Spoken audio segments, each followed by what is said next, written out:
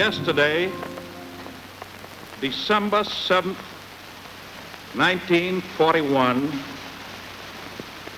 a date which will live in infamy. The United States of America was suddenly and deliberately attacked by naval and air forces of the Empire of Japan. The United States was at peace with that nation, and at the solicitation of Japan, was still in conversation with its government and its emperor, looking toward the maintenance of peace in the Pacific.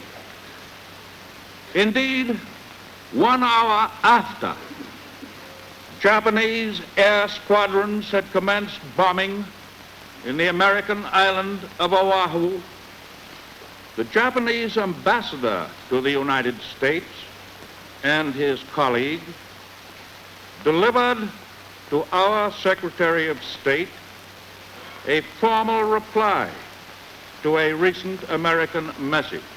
Japan has therefore undertaken a surprise offensive extending throughout the Pacific area. The facts of yesterday and today speak for themselves. With confidence in our armed forces, with the unbounding determination of our people, we will gain the inevitable triumph, so help us God.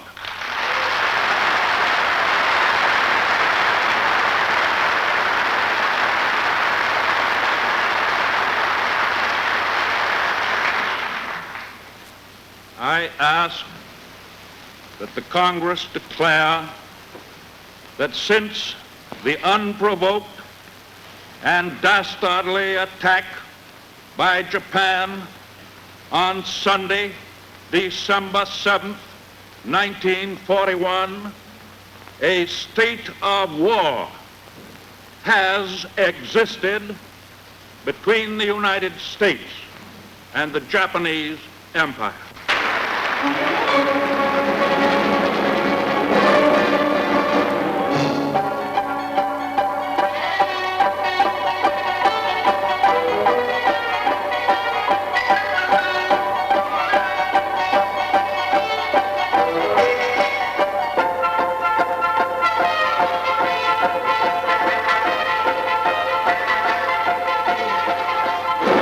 The arms embargo is far too great a security to American peace to permit its surrender without a last-ditch fight.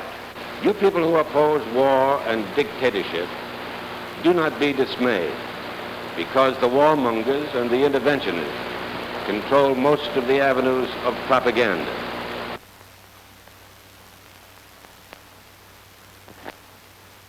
At this critical moment in the world's history, when the democracies of Europe are facing the test of life or death, all Americans are of one mind. We want to assist the democracies in every way we can with materials and supplies. England is the last and only barrier between the United States and total war. Our aid must not come too late. Therefore, we must give President Roosevelt power to set in motion an industrial blitzkrieg that will make it possible for England to blast Hitlerism from the face of the earth. It was fully and freely debated. Men were stamped interventionists and isolationists, and the debate grew bitter.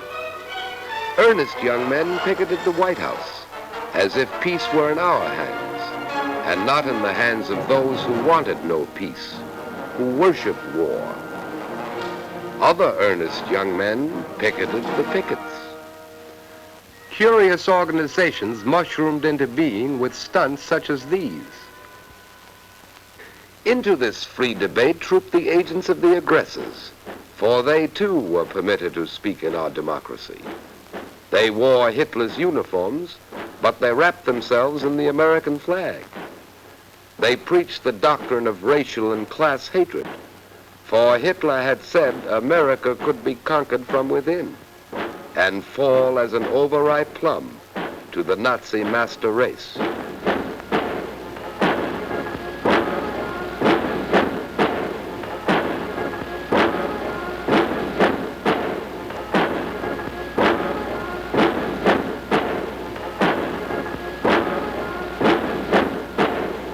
Jewish Moscow-directed domination. We let them speak. When occasionally a lone outraged dissenter wanted to air his opposition, we provided police to preserve order. This was Madison Square Garden in New York City, and not Berlin nor Nuremberg. Later, this speaker was arrested. It was because he had filched money from his deluded followers, and he was sent to Sing Sing to brood upon the strange ways of democracy. Another debate was in progress. Labor and management resorted to strikes and lockouts to settle differences, which at times surged into violence. True, we had taken giant steps along the road of conciliation, but scenes such as these convinced the Axis they had nothing to fear from America. They knew our industrial capacity was great. We could never use it to the full, they said. Our plants were there, but they were made idle.